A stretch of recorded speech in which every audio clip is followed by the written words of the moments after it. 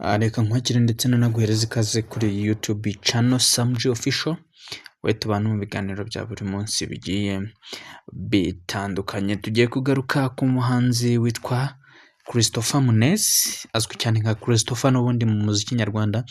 N'umuhanzi udakunze kugaragara mu mbuga nkoranyambaga, uba utuje ariko ari gukora. Ubwo yaganiraga rero n'igitangazamakuru gikora hano mu Rwanda igihe, yateguje album ye nshya, ariko anagaruka ku bitaramo yajyaga akunda gukora kuri Saint Valentin yakundaga gukora, ariko ubu ngubu bikaba byarahagaze ubwo yabibazwagaho hari ibyo yatangaje, avuga n'impamvu ibi bitaramo yabihagaritse atazongera kubikora. Ibyo byose nibyo tugiye kugarukaho muri iki kiganiro.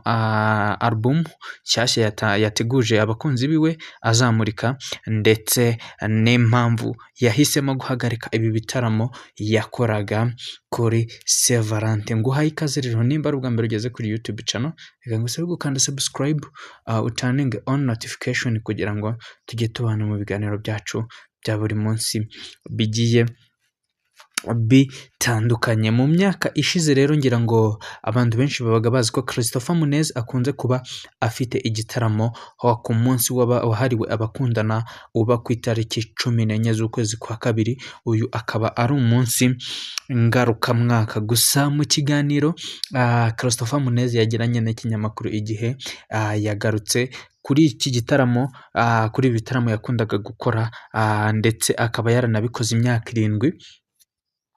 Ibitaramo yavuze ko yaje kubihagarika bitewe n'uko atajyaga yunguka, yabiteguraga agahomba. Avuga ko ndetse nimba byibuka neza, igitaramo yaba yarakoze akunguka ari igitaramo kimwe cyonyine yakoze, akabasha kubonamo ayo yashoye. Hari ibitaramo byinshi Christopher yagiye akora rero kuri Saint Valentin byagiye bisigara mu mitwe y'abantu, cyane cyane nk'icyo yakoze mu mwaka w'ibihumbi 2014 ndetse n'icyo yakoze mu myaka y'ibihumbi 2017. Mu mwaka w'ibihumbi 2014 kuri Saint Valentin nibwo yamurikaga album ye yitwaga Habona, mu gihe mu mwaka w'ibihumbi 2017 yamuritse album ye yise Ijuru Rito, aribwo yasohoraga indirimbo yitwa Ijuru Rito. Ku bantu bayizi, harimo akantu batuze mu ijuru rito, ngira ngo iyo ndirimbo abantu benshi barayizi. Album rero